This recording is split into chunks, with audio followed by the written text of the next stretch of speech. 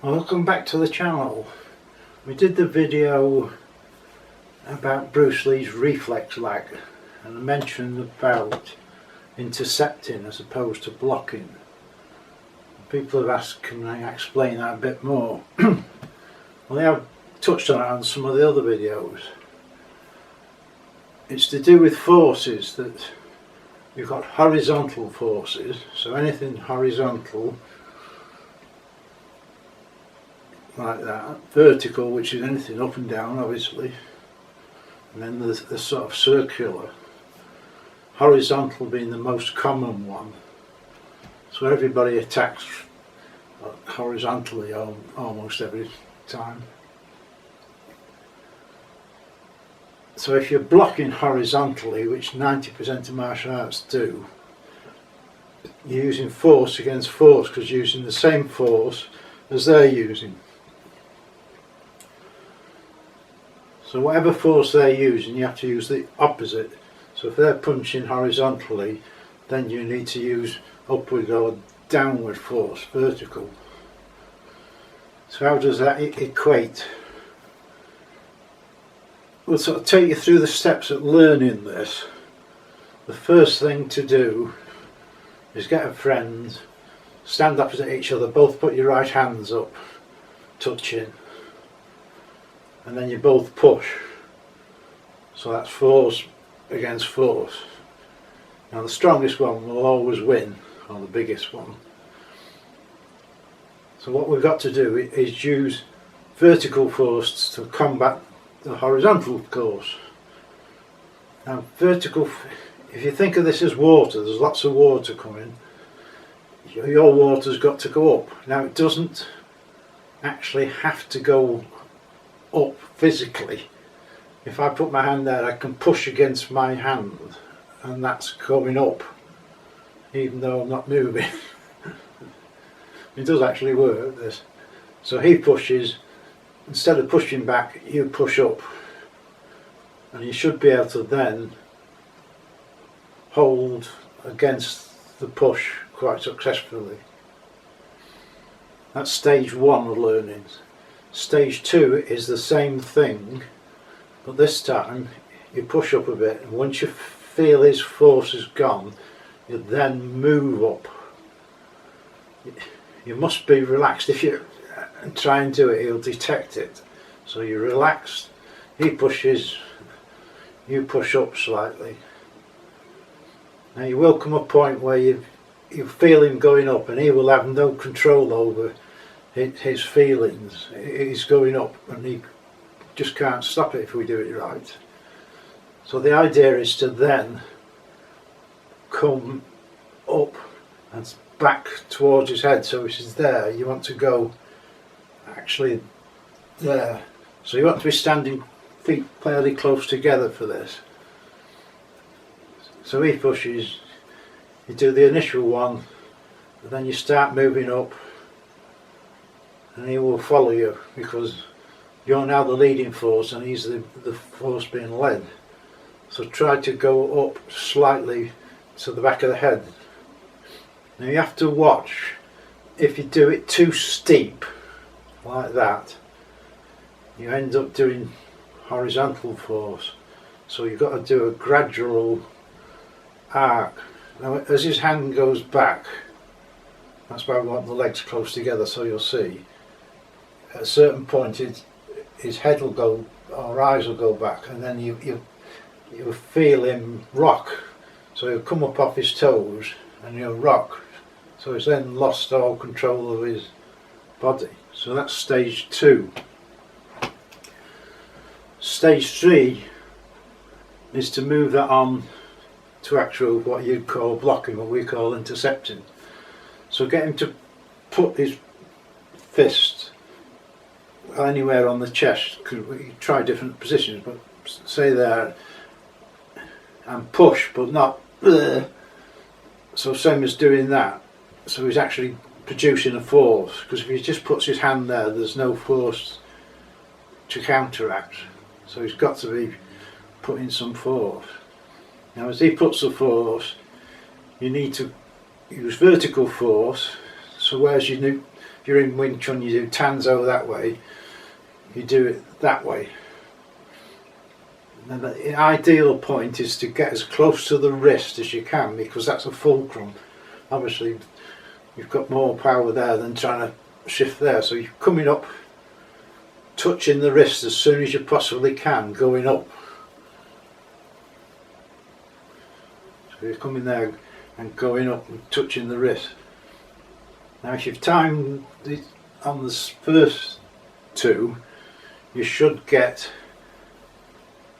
his force following you. So his force is no longer going forward, you've taken over his force and it'll be going up. There's a couple of variations you can do on that. You can just go up straight like that. You can go up straight, and we often use this is to twist as you do. So his wrist is there, so it stops any sort of conflict of force, because that's like a bike wheel, it's rolling. So you use that where you'd come round like that. Now you could either pulse and take him down that way, you could trap him that way, or you just come round straight in for the strike. Try it in different positions on the chest. Now from there, the final point, if you like, is to do it initially, same again, not in a firm stance while you're learning, to do it with an actual punch, and you just do the same, and if you get it right, you will rock him back. And once you've rocked him back, he can't, he's following you, and he's got no control if you do it right, so he's rocking back, and then he's at a point where he can't really defend himself because he's totally off balance. Now obviously you don't necessarily have to do a block, you can do the same thing with a punch, but again it's essential you've got to be relaxed, because if somebody grabs you hard and you hard, any movement they will feel it. If you're relaxed, they can't detect the movement. So if you're doing a punch, it must be relaxed, and again you're aiming to go fairly that way back. Now it does vary, obviously, if he's a big guy or a little guy, there's slight variations in it, but the same principle applies all the time. Once you've got that control of the hand, the energy's gone, and you're straight into intercepting. Now the interesting thing is that Bruce Lee was the way of the intercepting fist, but never sort of showed this, and the only record I know of is Jesse Glover. If I can find the video, I'll leave a link in the description, but Jesse Glover uses this quite a lot, and I think it was something perhaps Lee was, because we're talking like 1970s, aren't we, Lee was getting into, or either he knew about it but didn't want it taught, because the floating punch, he told James DeMille, never tell anybody, not even our members. Obviously since then it's now sort of fairly common knowledge, but it could have been another one of those things. So Jesse uses it as the intercepting, and it's also, if they're on an on guard and got a hand forward, you can do it. It's all the basic theory that you've got forces coming out. What they are, technically we won't argue, but if you've got like one finger force, it's dribbling out. So the more you can spread it, the more like a water, into dribbling out of a hose pipe, coming out of a fire hydrant.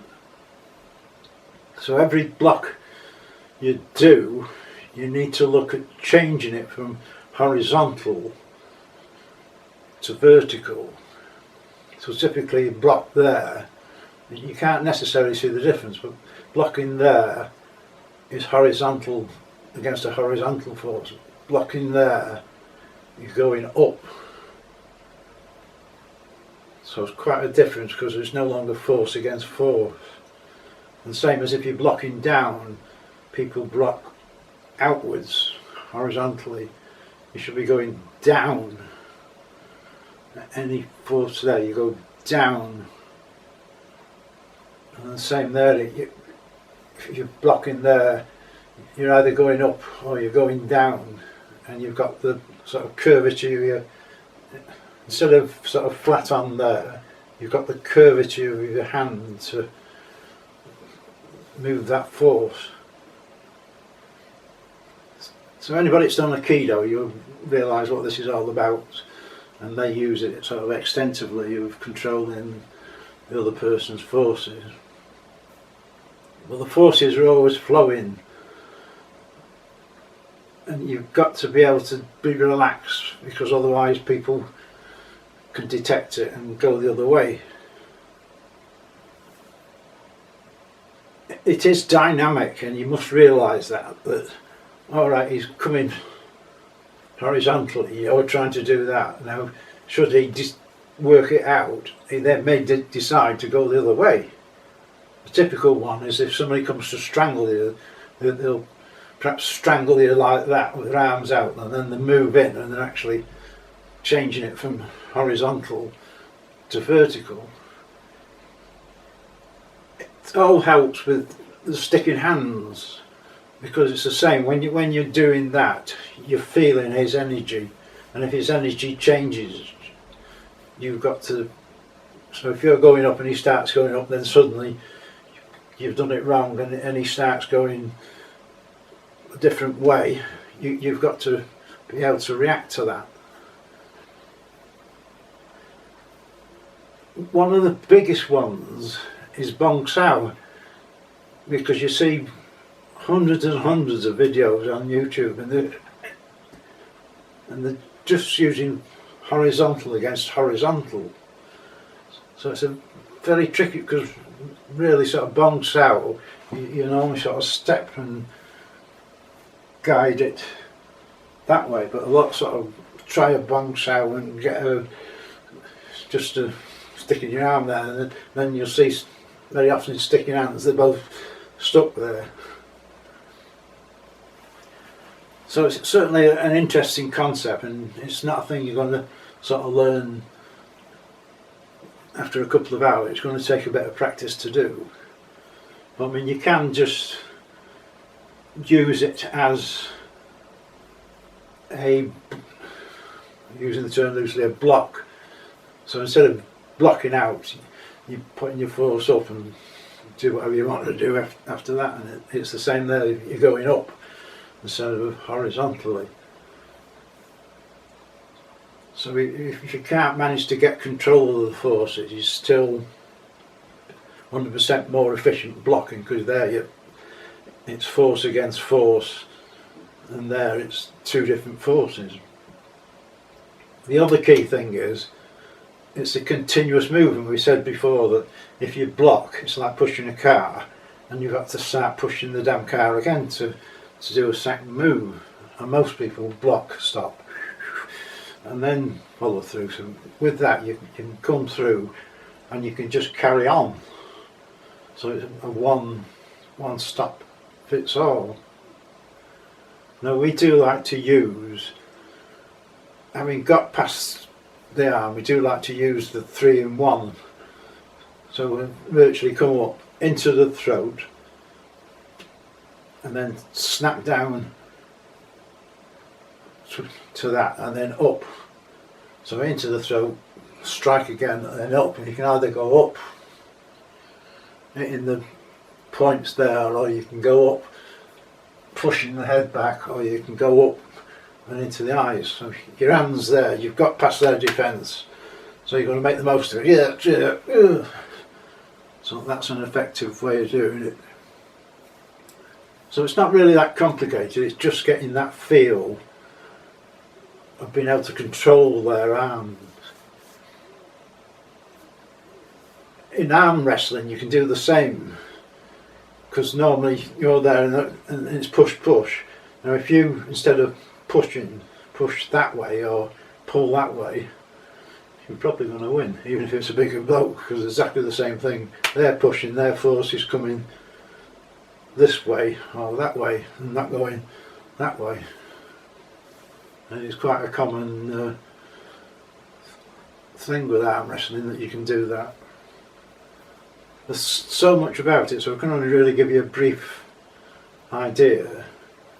But having got the sort of basics of it, experiment it with it yourself and see what you manage to come up with.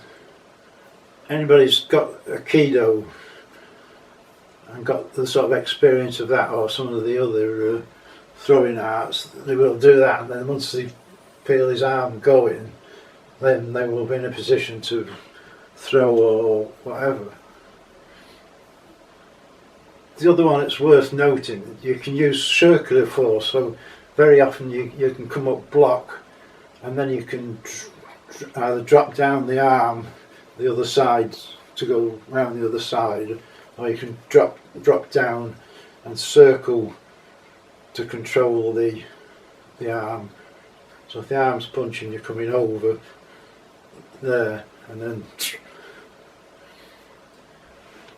I hope you like the video. It's really changed martial arts. It's such a simple thing, and I think Lee would have eventually changed all this to the same sort of concept. But I mean, it was 1970s when Lee was doing it, and I mean, I've been doing this for over 60 years, and it takes time for it to evolve. But once you've got to that point,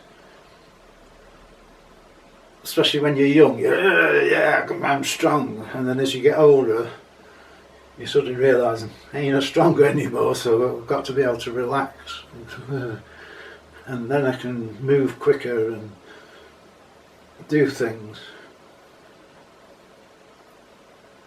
Again, when if you've blocked that way and turned over, you can then, because he's rocked back, you can, and they will go flying across the room. So there's plenty of possibilities with it. It'd just be interesting to see if anybody manages to successfully do it. So don't expect to do it the first time, and start to use it and think. If you're into the grappling arts, obviously it's the same. You don't want to be using the same force they're using. So if somebody's sort of trying to throw you and push you back, very often in grappling what you can do is go down, because then you're going vertical and they're trying to use horizontal. And again, if somebody's trying to push you and you go down, they're going down with you. Because the one art that's never ever mentioned is Bruce was looking at the monkey style, because he figured if you got right down, way down, it would be the greatest thing since sliced bread. Because if somebody's down here, how are you going to attack them? Because to hit them, you've got to go way off balance. You can perhaps kick them, but it's something he never actually developed. But that was another interesting one. So we'll see you on the next.